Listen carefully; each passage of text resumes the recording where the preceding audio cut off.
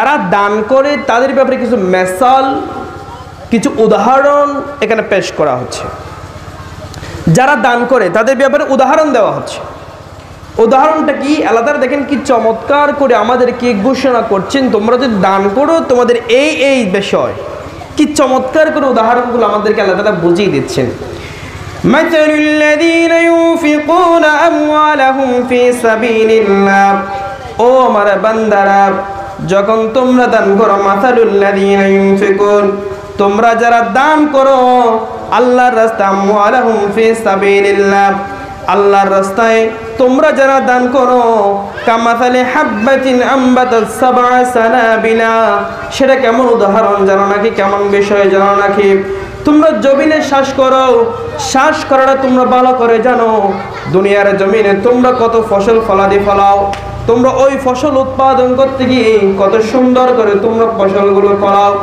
তোমরা নিঃসন্দেহে ধান রোপণ করেছো, গম রোপণ করেছো, কত সুন্দর করে ফসলগুলো তোমরা ফলাও। শোনো, কামাসালি হাব্বাতিন আম্বাতাস সাবআ সানাবিলা, যখন তোমরা একটা বীজ জমিনের ভিতরে রোপণ করলা, একটা বীজের ভিতর থেকে আল্লাহ পাক রব্বুল আলামিন 7টি শাখা বের করে দেন। সুবহানাল্লাহ। একটা দানা থেকে কয়টা বের হয়? 7টা বের হয়। এরপরে ফি কুল্লি সুমবুলাতিন মিআতু হাব্বা, যেখান থেকে 7টা বের হলো, আবার একটা শাখা থেকে 100টি করে ফল বা 100টি করে দান, 100টি করে তুমি শস্য তুমি আল্লাহ তোমাকে দান করলো। জোরে বলে সুবহানাল্লাহ। তাহলে ওয়াল্লাহু ইউদাইফু লিমান ইয়াশাউ ওয়াল্লাহু ওয়াসিউন আলীম। কি চমৎকার করে উদাহরণ আল্লাহ তাআলা দিচ্ছেন। বান্দা শোনো, আপনারা দান শ্বাস করেন না? করেন কি না? দান শ্বাস করেন, দান রোপণ করেন। একটা থেকে দান রোপণ যখন করেন, সেখান থেকে 7টা শাখা বের হয়, 7টা গাছ বের হয়।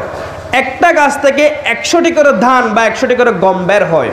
এভাবে করে বান্দা যখন আল্লাহর রাস্তায় কোনো একটা পয়সা বা একটা টাকা দান করবে, আল্লাহ সেটাকে পেলে পুষে বড় করে 700 গুণ পরিমাণ করে বৃদ্ধি করে দেবেন। যেন বলে সুবহানাল্লাহ। কি চমৎকার কথা! আপনাদের দান, আমাদের দান, সেটা 1 টাকা হতে পারে, কিন্তু সেটার সওয়াব দিবেন কত গুণ? 700 গুণ। জোরে বলেন কত গুণ? 700 গুণ। এটা মোল্লার কথা নাকি আল্লাহর কথা? আল্লাহর কথা। আসুন, এই আয়াতের ভিতরে চমৎকার একটি দানের ব্যাপারে উদাহরণ দেওয়া হয়েছে। এই আয়াতটির শান নজুল হচ্ছে, আয়াতটা নাজিল হয়েছে তবুক যুদ্ধের সময়। হযরতে উসমান রাদিয়াল্লাহু তাআলা আনহু সেদিন তাবুক যুদ্ধের সময় এত বেশি দান করেছিলেন। বিশ্বনবী যখন ঘোষণা করলেন কাফের মুশরিকরা এখন মুসলমানদের বিরুদ্ধে যুদ্ধ ঘোষণা করেছে, মুসলমানদের তো এমন ধন সম্পদ অস্ত্র শস্ত্র বলতে তেমন নাই, কিন্তু কাফেরদের ধন সম্পদ অস্ত্র শস্ত্র গোলা বারুদ এত বেশি আছে, মুসলমানদেরকে মুহূর্তের ভিতরে নিস্তেনাবুদ করে দিতে পারবে। সুতরাং আমরা চাই যারা সাহাবীরা আছো, মুসলমান যারা আছো, তোমরা এমন করে দান শুরু করো, যে দানের বদৌলতে, যে দানের মধ্য দিয়ে মুসলমানরা যুদ্ধে যাওয়ার জন্য প্রস্তুতি গ্রহণ করতে পারবে, শক্তি সামর্থ্য অর্জন করতে পারবে। এই কথাগুলো শুনে সর্বপ্রথম হযরত উসমান রাদিয়াল্লাহু তাআলা আনহু সেই দিন সবচেয়ে বেশি দান করেছিলেন। হাদিসের ভিতরে এসেছে হযরত উসমান রাদিয়াল্লাহু তাআলা আনহু তৎকালীন সময়ে 10টি আরবি ঘোড়া সেই দিন দান করেছিলেন এবং 50টি উট সেই দিন যুদ্ধের জন্য দান করেছিলেন। জোরে বলে সুবহানাল্লাহ। এমন নজিরবিহীন দান করলেন, এত বেশি দান করলেন। এরপর আরো একজন সাহাবা হযরতে আব্দুর রহমান ইবনে আউফ রাদিয়াল্লাহু তাআলা আনহু সেই দিন দান করেছিলেন প্রায় 4000 দিনারের মতো, এত বেশি টাকা সেই দিন দান করেছিলেন। তারা দানের জন্য দান করতে করতে পাহাড় স্তূপ করে ফেলেছিলেন। সেই দিন আল্লাহ পাক রব্বুল আলামিন কোরআনুল কারীমের আয়াতটুকু নাযিল করে দিয়ে সাহাবাদেরকে শুনিয়ে দিলেন, ও ঈমানদাররা শোনো, তোমাদের বাড়িতে অর্থ ধন সম্পদ বলে তেমন কিছুই নাই, কিন্তু এরপরও তোমরা নিজেদের সব শক্তি সামর্থ্যগুলোকে রেখে দিয়া আল্লাহ এবং রসুলের প্রতি ভালোবাসা বেশি বৃদ্ধি করে যা ছিল তোমাদের সব ধন সম্পদগুলো আল্লাহর রাস্তায় দান করে দিচ্ছ। তোমরা মনে করো না তোমাদের ধন সম্পদ কম হয়েছে, তোমাদের একটা টাকার দান সেই দিন কামাসালি হাব্বাতিন আম্বাতাত সাবা সানাবিলা ফি কুল্লি সুম্বলাতিন মিয়াতু হাব্বা। তোমাদের একটা টাকার দানকে আল্লাহ পাক রব্বুল আমিন 700 গুণ পরিমাণ বৃদ্ধি করে সওয়াব দিয়ে দিবেন। জোরে বলে সুবহানাল্লাহ। সেই দিন যে আল্লাহ সওয়াব দিতে ভরপুর করে দিয়েছেন, এখনো সে আল্লাহ আছে না নাই? কথা বলেন, আছে না নাই? সে আল্লাহ এখনো, আমরা যদি আমাদের হালাল টাকা যদি আমরা দান করি, আমরা সওয়াব পাবো কি পাবো না? নিঃসন্দেহে পাবো। আসুন প্রিয় ভাইরা আমার, তাহলে আমি যে আয়াতটি তেলাওয়াত করেছি কুরআনুল কারীমের 2 নম্বর সূরা সূরাতুল বাকারা এর 261 নম্বর আয়াত, এই আয়াতটুকুর একটা সারাংশ জন্য আপনাদেরকে সংক্ষিপ্ত শুনিয়ে দিলাম। আসুন, হাদিসের ভিতর থেকে আমরা পাই আমাদের দৈনিক যা উপার্জন, মাসিক যা উপার্জন, আমাদের সম্পদ থেকে কিছু টাকা সম্পদ আল্লাহর রাস্তায় কুরবানি করতে হবে। এটা হচ্ছে আল্লাহ পাক রব্বুল আমাদেরকে যেই সম্পদগুলো দিয়েছেন এই সম্পদ থেকে দান করতে হবে। কারো কাছ থেকে ঋণ করে নয়, কর্জ নিয়ে নয়, লোন নিয়ে নয়। আমরা যেই হালাল উপার্জন করি এখান থেকে কিছু টাকা দান করা এটা আমাদের জন্য আবশ্যক, ওয়াজিব। আমার টাকাটাকে, ইনকামটাকে পরিশুদ্ধ, পরিমার্জিত, পরিবর্তন, বরকতময় করার জন্য।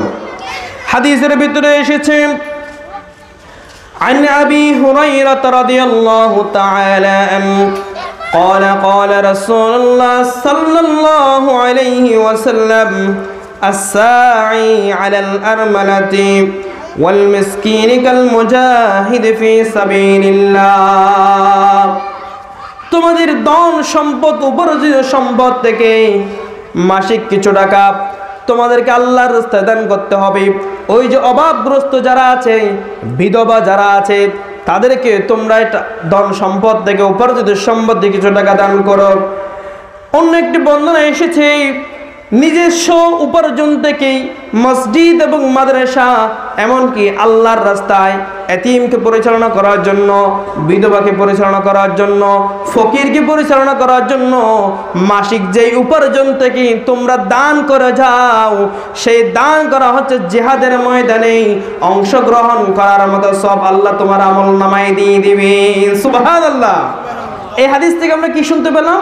সেটা হচ্ছে আমরা যে যে পর্যায় থেকে উপার্জন করি, কেউ তার ব্যবসা বাণিজ্য থেকে লক্ষ লক্ষ টাকা উপার্জন করে, আর কেউ কৃষিকাজ করে, ভ্যান চালিয়ে, রিক্সা চালিয়ে, পরিশ্রম করে কিছু টাকা উপার্জন করে, সবার থেকে, সব সম্পদ থেকে কিছু অংশ আল্লাহর রাস্তায় কি করতে হবে? কথা বলছে, আল্লাহর রাস্তায় কি করতে হবে? দান করতে হবে। এই কথাটা হাদিসের ভিতরে এসেছে। আসুন, আমাদের সম্পদকে বরকতময়, কল্যাণময় করার জন্য হাদিসের ভিতর থেকে আমরা জানলাম আমাদের সম্পদ থেকে কিছু অংশ কি করতে হবে? আল্লাহর রাস্তায় দান করতে। কথা বুঝতে পেরেছেন? আসুন আমরা তথ্যভিত্তিক কথাগুলো শুনি ইনশাআল্লাহ। আসুন প্রিয় ভাইরা আমার, সেজন্য আমাদেরকে সম্পদ যে আমরা হালাল উপার্জন করি, এই হালাল উপার্জন থেকে আমাদেরকে কিছু টাকা আল্লাহর রাস্তায় কি করতে হবে? দান করতে হবে, হারাম থেকে নয়। অনেকে বাম হাতে এবং ডান হাতে, উভয় হাতে কি করে? উপার্জন করে। বিশেষত অফিস আদালতে চাকরি বাকরি যারা করে, তারা টেবিলের উপরেও নেয়, টেবিলের নিচেও নেয়। আছে কি না? আপনাদের দেখে নাই মনে হয়। আছে? আছে এরকম? এই যে দেখেন সুদের কারবার, আমার দেশের আজকে কতগুলো আশা, প্রত্যাশা, উদ্দীপন, ব্র্যাক, কত হাবিজাবি নামের যে এজেন্টগুলো আছে, তারা সুদে ভরপুর, লিখিত পদ্ধতিতে, সাক্ষাতে তারা সুদ গ্রহণ করে। এটা কখনো ইসলাম সাপোর্ট করে না। ইসলাম কখনো এটা সাপোর্ট করে না। কিন্তু আজকে আমরা বিভিন্ন পদ্ধতিতে এর সাথে আমরা জড়িত হয়ে পড়েছি। তো এই জন্য আমাদেরকে চিন্তা করতে হবে, আমরা হারামে কোনো আরাম পাই না, হারামে কোনো কি নাই, আরাম নাই। হালালে আপনার বরকত, হালালে আপনার কল্যাণ। আসুন তাহলে আমরা সেজন্য হারাম থেকে বেঁচে থাকার চেষ্টা করব, আর হালাল থেকে, হালাল পদ্ধতিতে যা উপার্জন করব, এই হালাল থেকে কিছু টাকা আমরা কি করব, আল্লাহর রাস্তায় ব্যয় করব, যাতে করে আমার শারীরিক বলা মুসিবত যত বিপদ আপদ আছে সব কিছু থেকে এই দানের বদৌলতে রক্ষা করবেন কে? আল্লাহ। আসুন প্রিয় ভাইরা আমার, এই জন্য আমাদের দান করতে হবে। কখন? মৃত্যু আসার আগে, আমাদের বিচার মেয়াদ শেষ হওয়ার আগে কি করতে হবে? আল্লাহর রাস্তায় দান করতে হবে।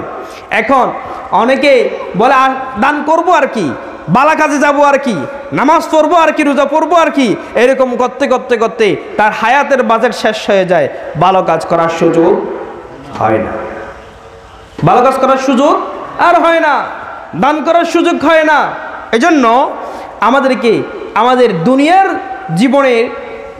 জীবনটা আমার যতটুকু পর্যন্ত বিচার মেয়াদ আছে ততদিন পর্যন্ত এক্সপায়ার ডেট শেষ হওয়ার আগে আমাকে আল্লাহর রাস্তায় কি করতে হবে? দান করতে হবে। এই ব্যাপারে কুরআনুল কারীম কি বলছেন আমরা একটু শুনি।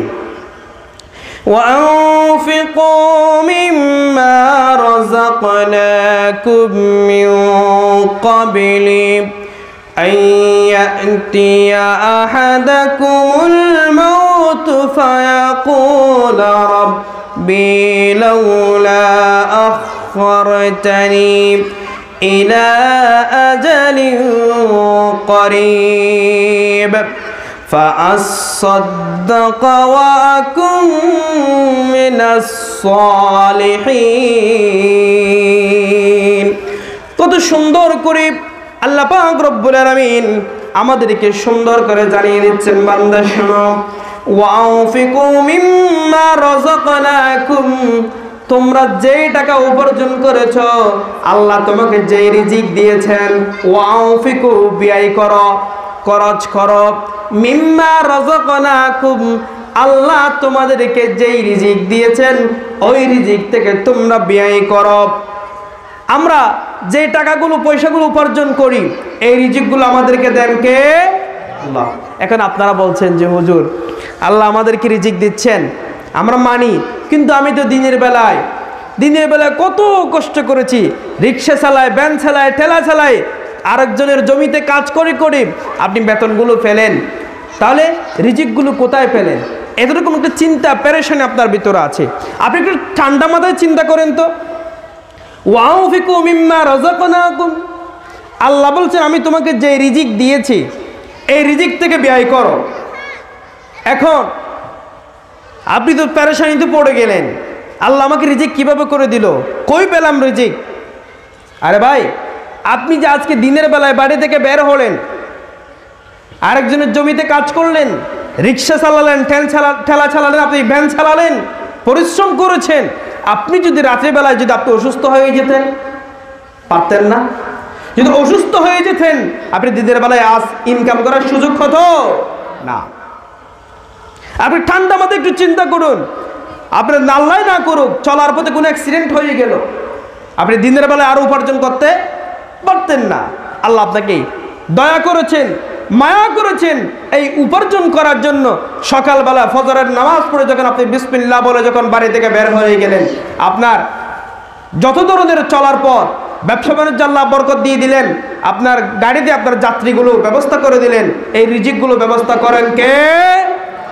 আজকে আমার দেশের যখন আহলে মুরামরা যখন বলে রিজিকের বন্দোবস্তের ব্যবস্থা করেন আল্লাহ, রজ্জাক করছেন একমাত্র আল্লাহ, রিজিকের মালিক একমাত্র আল্লাহ, হায়াতের মালিক একমাত্র আল্লাহ। আমার দেশের নাস্তিক মূর্খরা আজকে সেখানে বাধা পরোয়া করেন, তারা বলে যায় তাদের ক্ষমতাগুলো মূলত রিজিকের ব্যবস্থা তারা করেন, তারা তাদের টাকা ধন সম্পত্তি মানুষেরা চলে, এটা কখনো সম্ভব নয়। আমরা কোন শক্তি পরোয়ানার পক্ষে আমরা বলতে চাই না। আমাদের হায়াতের মালিক, আমাদের রিজিকের মালিক একমাত্র কে? আল্লাহ। আসুন প্রিয় ভাইরা আমার, ওয়ানফিকু মিম্মা রাযাকনাকুম আল্লাহ পাক রব্বুল আলামিন কত সুন্দর করে চমৎকার করে ঘোষণা করে দিয়েছেন, ওয়াউফিকু মিম্মা রাযাকনাকুম, আমি আল্লাহ তোমাকে এই রিজিকের ব্যবস্থা করে দিলাম, বন্দোবস্ত করে দিলাম, এই রিজিক থেকে তোমরা ব্যয় করবা, হালাল পথে উপার্জন করবা। আসুন, কখন? মিন ক্বাবলি আইয়াতিয়া আহাদাকুমুল মাউত, মৃত্যু আসার আগে। কি আসার আগে? কথা বলছে না, কি আসার আগে? আল্লাহর রাস্তায় দান করো। কথা বলেন, আল্লাহর রাস্তায় কখন? আইয়াতিয়া আহাদাকুমুল মাউত, মৃত্যু আসার আগে। মৃত্যু আসার আগে। এখন মৃত্যু কখন আসবে আমরা কি জানি? মৃত্যু কখন আসবে আমরা কি জানি? মৃত্যুর সিদ্ধান্ত পৃথিবীতে কেউ বলতে পারে? কারণ এই মৃত্যুর সিদ্ধান্ত একমাত্র আল্লাহই দিতে পারেন। যখন তাদের মৃত্যুর মুহূর্ত হয়ে যায়, ফায়াকুল রাব্বি লাউলা আখরতনি ইলা আজালিন করিব, ওই যে তারা যারা সারা বছর কোনো দান করে নাই, আল্লাহর রাস্তায় টাকা পয়সা দান করে নাই, যারা সদকা করে নাই, যারা সারা বছর শুধু হালাল এবং হারামে, ডান এবং বামে, টেবিলের উপর এবং টেবিলের নিচে উভয় পদ্ধতিতে টাকাগুলো উপার্জন করলো, আল্লাহর রাস্তায় টাকা পয়সাগুলো ব্যয় করে নাই, যখন সাকরাতের মউতে মৃত্যু যখন নির্ধারিত হয়ে গেল, জান কবজের মুহূর্ত যখন শুরু হয়ে গেল, আবার সে যখন দুনিয়ার জীবনে ফেলে আসা মুহূর্তটা বুঝতে পারে, হায় রে, আমি তো ভালো মানুষের কোনো কাতারে ছিলাম না, দানকারীদের ভিতরে কাতারে ছিলাম না, যদি আমার অবস্থা হয় তাহলে আমি আর পরকালীন জীবন একটু পরে দেখতে পাচ্ছি, আমার কি হবে? সেবার আল্লাহর কাছে বলে, ফায়াকুল রাব্বি লাউলা আখরতনি ইলা আজালিন করিব, ও আল্লাহ, আমার মৃত্যুটা এখন কেন করে দিচ্ছেন? আমাকে সময় দেন, আমাকে একটু হায়াত দিয়ে দেন, আমি একটু দান করব, আমি ভালো মানুষের কাতারে যাব, ফাআসসাদদাকা ওয়া আকুম মিনাস সালিহিন, আমি সালেহিনদের কাতারে, ভালো মানুষের কাতারে, ভালো মানুষের লিস্টের মধ্যে আমার নামটা একটু লিখে আসবো, আমাকে একটু সময় দেন, আমাকে একটু সুযোগ দেন, এই বলে সে আর্তনাদ করে। কিন্তু মৃত্যু যখন নির্ধারিত হয়ে যায়, 1 সেকেন্ড আগেও হবে না, 1 সেকেন্ড পরেও হবে না। এই জন্য সময় থাকতে আল্লাহর রাস্তায় কি করতে হবে? দান করতে হবে। সময় থাকতে কি করতে হবে? আল্লাহর রাস্তায় দান করতে হবে। কুরআনুল কারীমের 63 নম্বর সূরা সূরাতুল মুনাফিকুনের 10 নম্বর আয়াত আল্লাহ সুবহানাহু ওয়া তাআলা এই ঘোষণাটা দিয়েছেন। আসুন, আমাদের মৃত্যু কখন আসবে?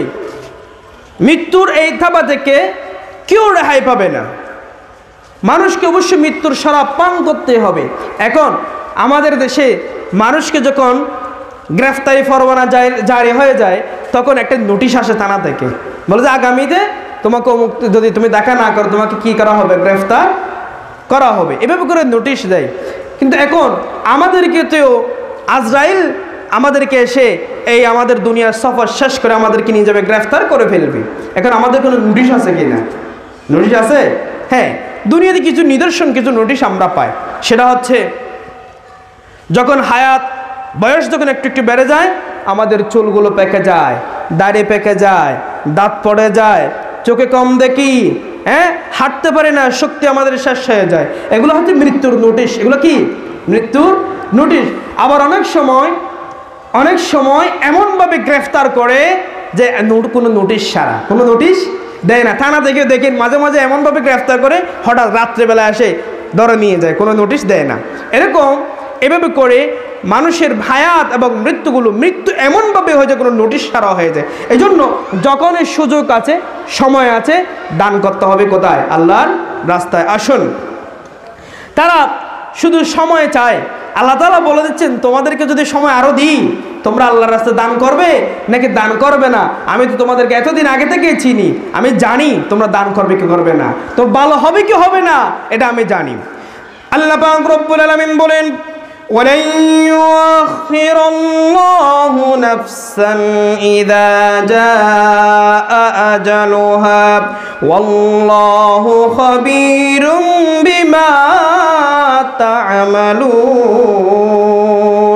মৃত্যুর সময় যখন নির্ধারিত হয়ে যাবে, মেয়াদ উত্তীর্ণ হয়ে গেলে তোমার আর দুনিয়ার জীবনে তাকার কোনো এক সেকেন্ড আগেও যেতে পারবে না, পরেও যেতে পারবে না। সময় যতই তুমি চাইবে আর তোমার চাওয়া সেখানে কবুল করা হবে না, কারণ আল্লাহ পাক রব্বুল আলামিন জানেন তুমি এতদিন কি করেছিলা, তোমাকে আবার হায়াত দিলে তুমি কি করবে, ভালো পথে চলবে কিনা, সব বিষয়ে খবর রাখেন তিনি কে? আল্লাহ। মৃত্যুর এই ফয়সালা একমাত্র আল্লাহই দিতে পারেন, পৃথিবীর কোনো মানুষ দিতে পারে না। কারণ মানুষের দুনিয়ার সফর শেষ করে চলে যাওয়ার কোনো সিরিয়াল নাই। আসার সময় সিরিয়াল আছে, দাদা আগে আসে, দাদার পরে ছেলে, ছেলের পরে নাতি, এভাবে করে স্টেপ বাই স্টেপ আসে। কিন্তু যাওয়ার সময় কোনো সিরিয়াল আছে? নাই। অনেক সময় তো দেখা যায় দাদার কাঁধে নাতির লাশ, আছে না নাই? বাবার কাঁধে ছেলের লাশ, পুত্রের লাশ, আছে না নাই? যাওয়ার সময় কি নাই?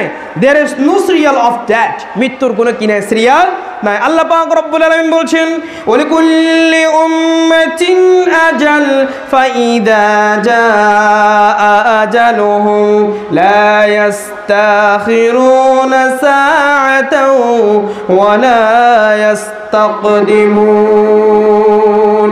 আল্লাহ পাক রব্বুল আলামিন জানিয়ে দিচ্ছেন, ও বান্দারা শোনো, মৃত্যুর কোনো সিরিয়াল নাই। যখন আল্লাহ পাক রব্বুল আলামিন তোমার জন্য সময় নির্ধারণ করে দিবে, এক সেকেন্ড আগেও যেতে পারবে না, এক সেকেন্ড পরেও যেতে পারবে না। মৃত্যুর নির্ধারিত সময়ে তোমাকে দুনিয়ার সফর শেষ করে চলে যেতে হবে, ঠিক কিনা? আজকে আমার দেশের শক্তির বাহাদুরি দেখিয়ে, ক্ষমতার বাহাদুরি দেখিয়ে, অর্থের প্রলোভন দেখিয়ে আমাদেরকে আজকে বলে তোমার মৃত্যু হবে, কথা বলতে পারবে না, হক কথা বলা যাবে না, এইভাবে করে কত ধরনের বাহাদুরি দেখায়। মৌতের এই ফয়সালা দুনিয়ার জমিন থেকে হতে পারে না। মৌত কি ফয়সালা আসমান মে হতি হ্যায়, জমিন মে নেই হ্যায়। মৌতের এই ফয়সালা একমাত্র করতে পারে আল্লাহ। দুনিয়ার জমিনে যদি কেউ চায় কোনো মানুষকে হত্যা করতে পারে না, ঠিক কিনা বলেন মুসলমান? সুতরাং প্রিয় ভাইরা আমার, আসুন আমাদেরকে মৃত্যু আসার আগ মুহূর্তেই আমাদেরকে আল্লাহর রাস্তায় আমাদের জীবনকে পরিচালনা করতে হবে, পরিশুদ্ধ করতে হবে, পরিমার্জিত করতে হবে। প্রিয় ভাইরা আসুন, আমি কথা বলতে বলতে 6 নম্বর পয়েন্টে চলে এসেছি। 6 নম্বর পয়েন্ট হচ্ছে মৃত্যুর পর এই দান সদকাগুলো আমার আমলনামা হিসেবে, আমার সঙ্গী হিসেবে চলে যাবে। জোরে বলে সুবহানাল্লাহ। কবরে মানুষকে যখন কবরে নিয়ে যাওয়া হবে, দুনিয়াতে কত পদ্ধতিতে উপার্জন করেছে, হালাল এবং হারামে বিভিন্ন পদ্ধতিতে সে উপার্জন করলো। মৃত্যুর সময় 2টা হাত কালি ছাড়া আর যাওয়ার সুযোগ আছে? যে কাফনের কাপড়ের মধ্যে কোনো পকেট আছে? কোনো পকেট আছে? কেউ নিয়ে যেতে পারে এরকম ধন সম্পদ? না। যাবে কি? এই যে মসজিদের জন্য, মাদ্রাসার জন্য, দ্বীনি কাজের জন্য যা দান করেছেন, এই দানগুলো আপনার কবরে যাবে, সদকাগুলো আপনার কবরে যাবে। আপনারা বলছেন হয়তো, হ্যাঁ এই কথাগুলো আপনি আজকের জন্য বলছেন। No, never.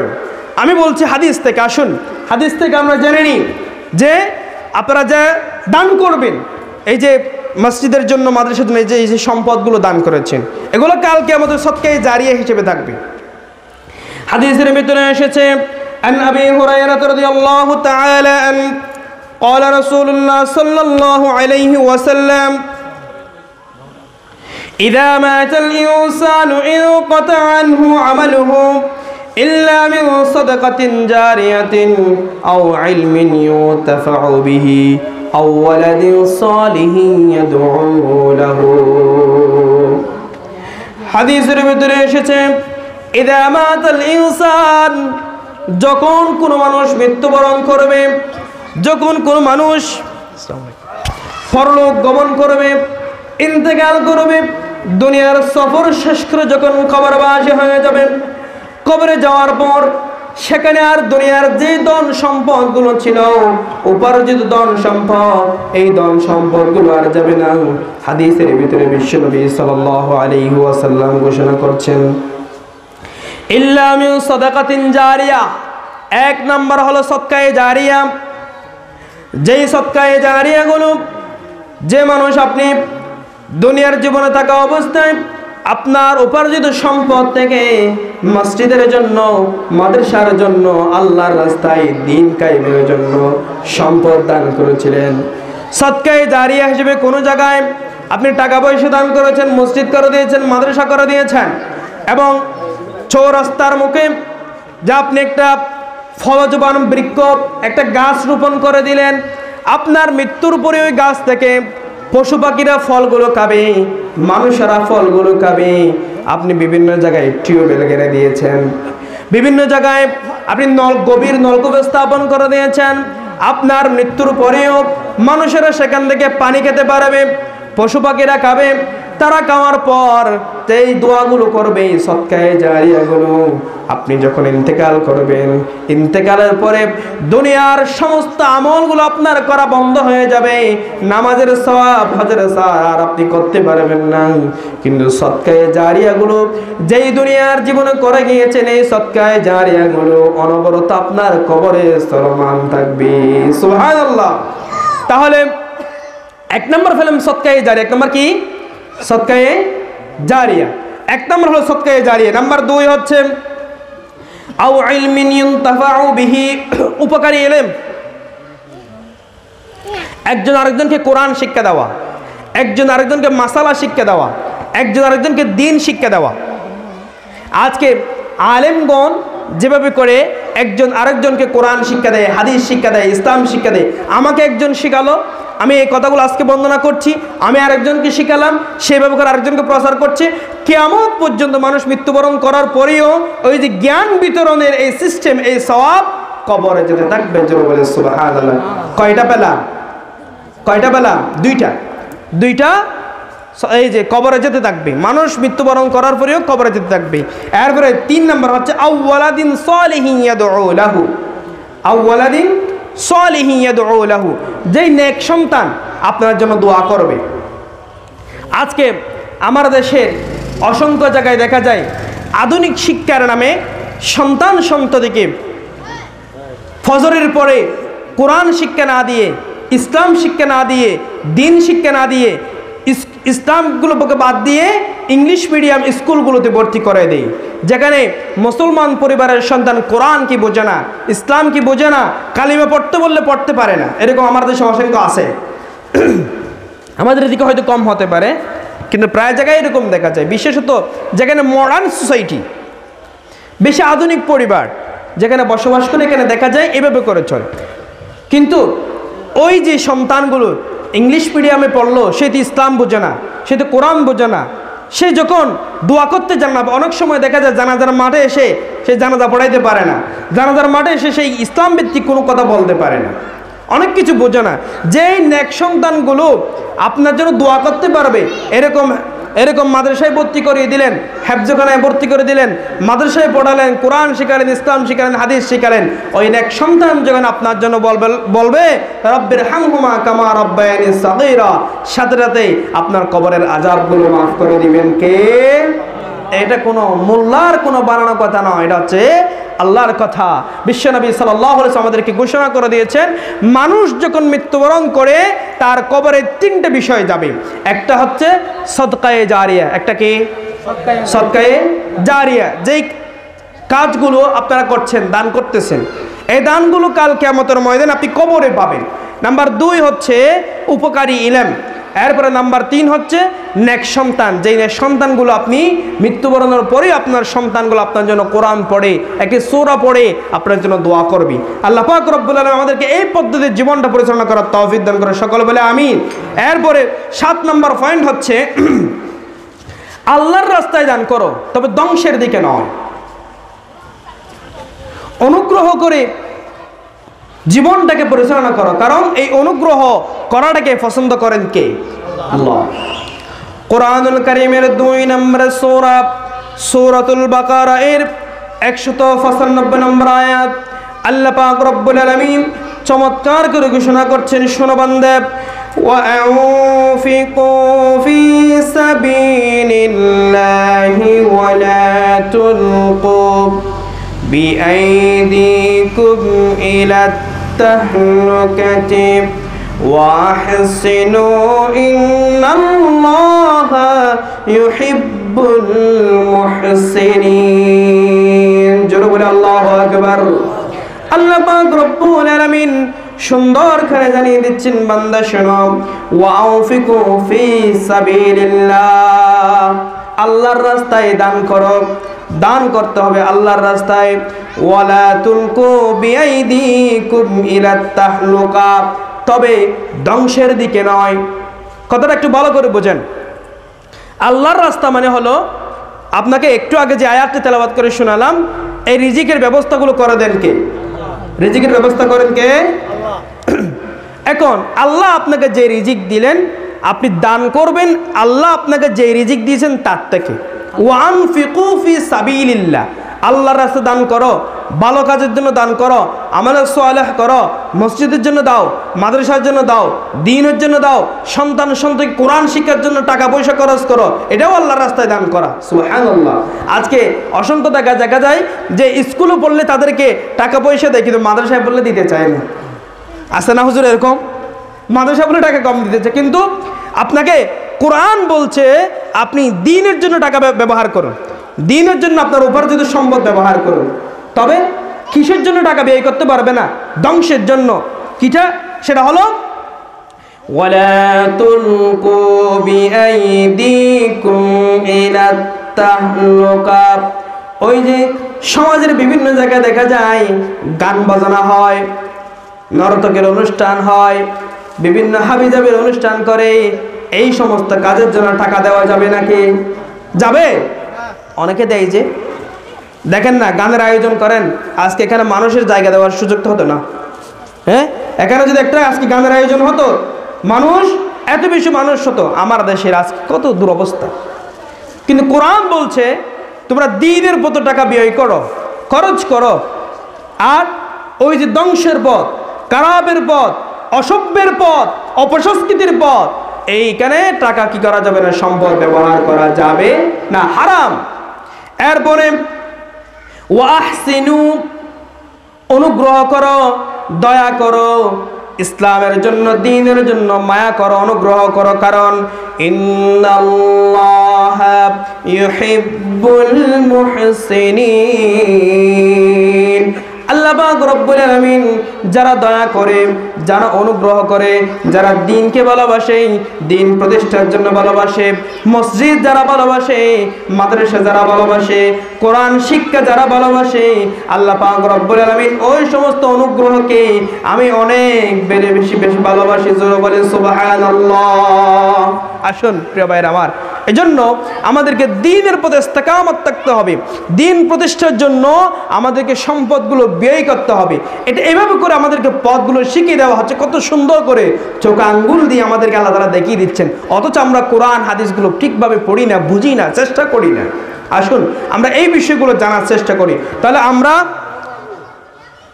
যে আমাকে 7:20 সময় দেওয়া হয়েছে, আর মাত্র 5 মিনিট সময় আছে, ইনশাল্লাহ 5 মিনিটে শেষ করে দেবো। আলোচনা শেষ হোক আর না হোক, আমাকে সময় নির্দিষ্ট দেওয়া হয়েছে, এই সময় শেষ করে দেব ইনশাল্লাহ। আসুন তাহলে আমাদেরকে এভাবে করে কি করতে হবে? দান করতে হবে। একটা ঘটনা বলে ইনশাল্লাহ শেষ করে দিব। আসুন, দানের কারণে আমাদের বিপদ কেটে যেতে পারে। দানের কারণে কি কাটতে পারে? বিপদ কেটে যেতে পারে। হযরত ঈসা আলাইহিস সালামের শাসনামল, ঈসা আলাইহিস সালামের শাসনামলে এক দুফি ছিল, কাপড় দৌত করতো। লন্ড্রি আছে না এখানে, কাপড় দৌত করে।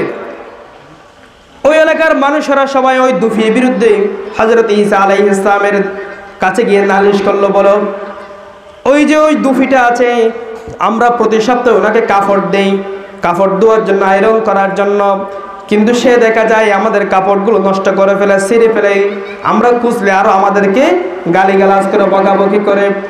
সবাই যখন একইভাবে এসে নালিশ করতে লাগলো, হযরত ঈসা আলাইহিস সালাম বলেন, তোমরা কি চাও? বলো যে এই দুফিটা যদি মরে যায় তাহলে আমাদের জন্য অনেক ভালো হবে, সে আমার জন্য অনেক ক্ষতি করেছে। হযরত ঈসা আলাইহিস সালাম আল্লাহর দরবারে দোয়া করলেন, ওই দুফিটা ইন্তেকাল করে দেন। আল্লাহ পাক রব্বুল আলামিন জানিয়ে দিলেন, আগামী সপ্তাহের অমুক তারিখ জুমাবারে 10টা বাজে মানুষটা মারা যাবে। সবাই আবার খুশিতে আত্মহারা হয়ে গেল। সবাই দেখতেছে ওই যে 10টা বাজে মোহাম্মদ দুফিটা অমুক পুকুরে গিয়ে কাপড় ধৌত করবে, আমরা সবাই সেখানে দেখবো দুফিটা মারা যাবে। আমাদের সেই খুব অত্যাচার করতেছে।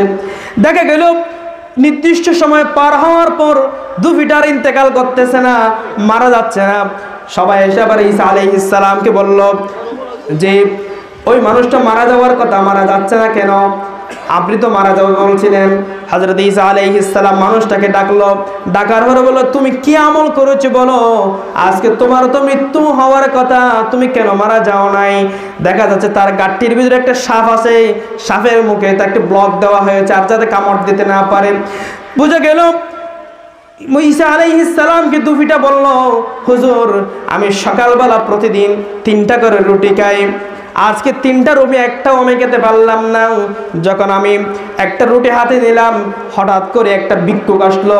ভিক্ষুক আসার পরে বললো আমাকে একটা রুটি দাও, আমি খুবই ক্ষুধার্ত। তখন ওই দুফি কি করলো, একটা রুটি যেটা হাতে নিল খাওয়ার জন্য, রুটিটা সেই একটা ভিক্ষুককে দান করলো। ভিক্ষুক আবার দোয়া করলো, আল্লাহ আমাকে যে মানুষটা একটা রুটি দিল তার জীবনের গুনাহগুলো মাফ করে দেন। দোয়া কবুল হয় কিনা? দোয়াগুলো শুনেন কে? আল্লাহ। এরপরে যখন দ্বিতীয় রুটিটা খেতে নিল, সে বলল, আর যখন আরেকটা ভিক্ষুক আসলো, ভিক্ষুক আসার পরে তাকে বলল যে আমাকে রুটিটা দিয়ে দেন। দুফিটা যখন রুটিটা দিয়ে দিল, তখন ওই ভিক্ষুকটা আবার দোয়া করলো, আল্লাহ এই মানুষের হায়াতটাকে বৃদ্ধি করে দিন। এভাবে করে তৃতীয় রুটি যখন আবার দিল, খাওয়ার সময় আরেকটা ভিক্ষুক চলে আসলো। ভিক্ষুক যখন চাই আমাকে একটা রুটি দিন, সে বললো আমি তো সকাল থেকে 3টা রুটি দিলাম, একটা রুটিও খেতে পারলাম না, কি খাবো এখন? কিন্তু আপনি যে ভিক্ষুক মানুষ যখন চাইলেন, ভিক্ষুককে যখন ওই রুটিটাই দিয়ে দিল, ভিক্ষুক আবার দোয়া করলেন, আল্লাহ এই মানুষের সম্মানটাকে বৃদ্ধি করে দিন। জোরে বলে সুবহানাল্লাহ।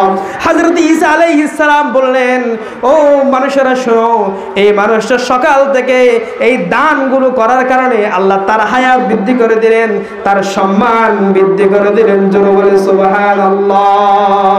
সময় শেষ, কথা আর বাড়াতে পারছি না। আমাকে দান এবং সৎকার ব্যাপারে কথা বলতে বলা হয়েছে। যা কথা বলেছি শুধু দান এবং সৎকার নিয়ে কথা বলেছি। আল্লাহ পাক রব্বুল আমাদের প্রত্যেককে আমল করার তৌফিক দান করুক। অন্য কোনো সময় যদি সুযোগ হয় ইনশাআল্লাহ কথাগুলো বলবো। ওয়াহির দাওয়ানা আলহামদুলিল্লাহি রাব্বিল আলামিন। আসসালামু আলাইকুম ওয়া রাহমাতুল্লাহি ওয়া বারাকাতুহু।